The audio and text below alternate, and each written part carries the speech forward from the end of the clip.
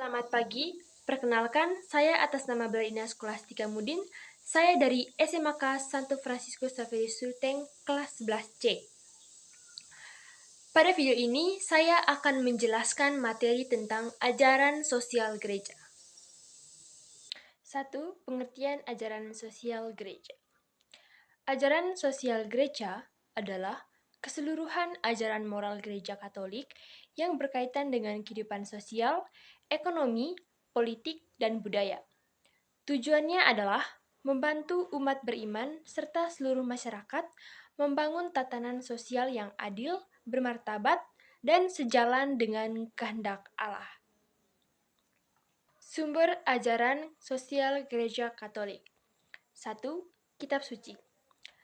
Terutama 10 perintah Allah yang menjadi dasar pengajaran moral dalam gereja Katolik. KGK 264 sampai 2068. Melalui hukum-hukum Musa di Perjanjian Lama, sesungguhnya kita dapat mengetahui bahwa Allah memberikan hukum tidak hanya untuk mengatur penyembahan kepada Allah, tetapi juga untuk mengatur kehidupan yang benar antara sesama keluarga dan masyarakat. Hukum ini yang kemudian didasari menjadi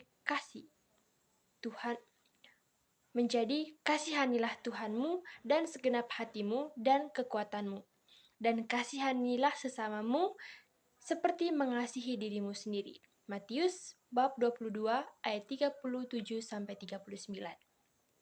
Pengajaran para bapak gereja dan para pejuang gereja, terutama Santo Agustinus 354-430 melalui buku The City of God yang mengatur pengajaran tentang manusia dan masyarakat, dan Santo Thomas Aquinas 1225-1274 dengan bukunya yang di bagian yang terbesar Summa adalah teologi moral atau moral teologi.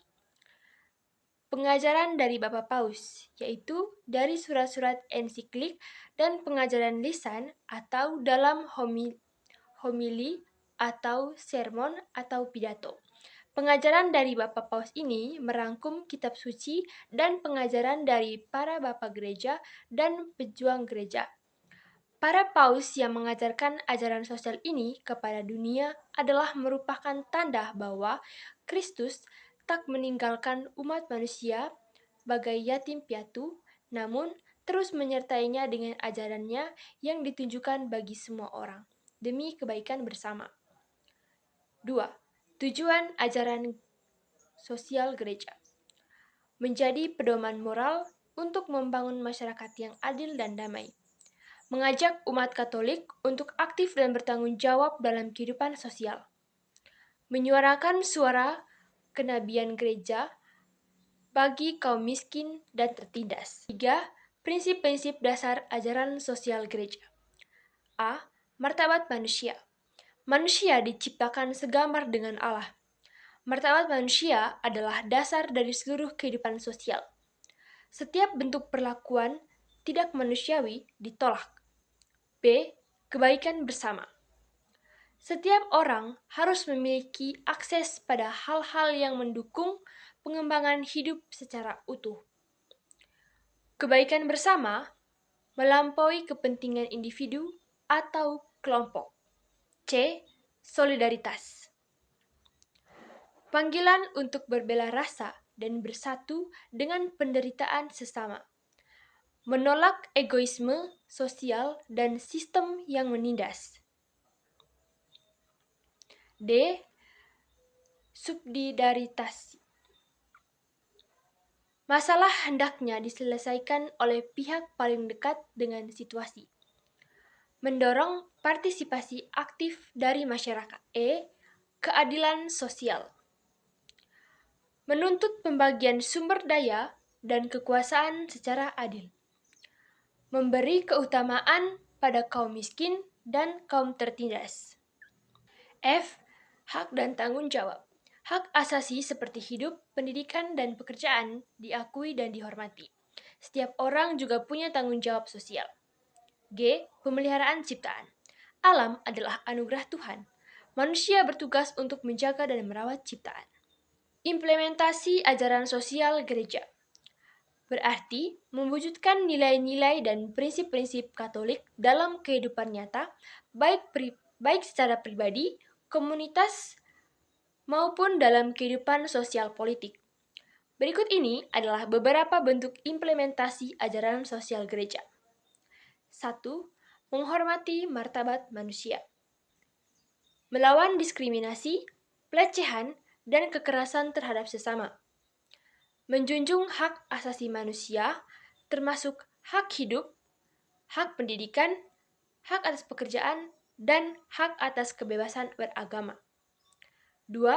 Keterlibatan dalam keadilan sosial. Membela hak kaum miskin dan tertindas. Terlibat dalam kegiatan advokasi sosial seperti gerakan anti korupsi, perlindungan lingkungan, dan keadilan ekonomi. 3. Solidaritas dan subsidiaritas.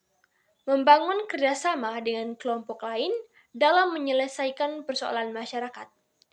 Mendorong peran aktif komunitas lokal dalam pengambilan keputusan yang menyangkut hidup mereka.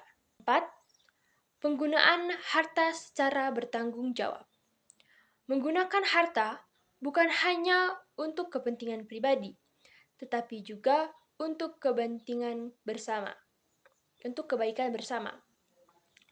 Mengembangkan sikap dermawan dan bela rasa, misalnya melalui donasi, pelayanan sosial, dan kerja sukarela. 5. Menghidupi nilai kerja dan etika profesional. Menjadi pekerja yang jujur, bertanggung jawab, dan adil di tempat kerja.